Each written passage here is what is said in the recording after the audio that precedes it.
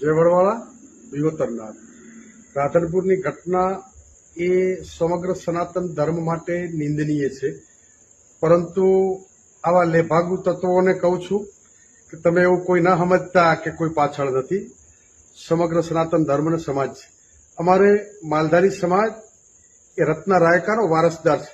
અમારે કોઈ પણની બેન દીકરીઓ લાવવી નથી, પણ આ સમાજની દીકરી ઉપર કોઈ હાથ મૂકશે ગમે એવો ચમરબંધી છે એ ધરતીના ખૂણામાંથી પણ એને જમીનમાં દાટી દેવાની શક્તિ આ સમાજ ધરાવે છે.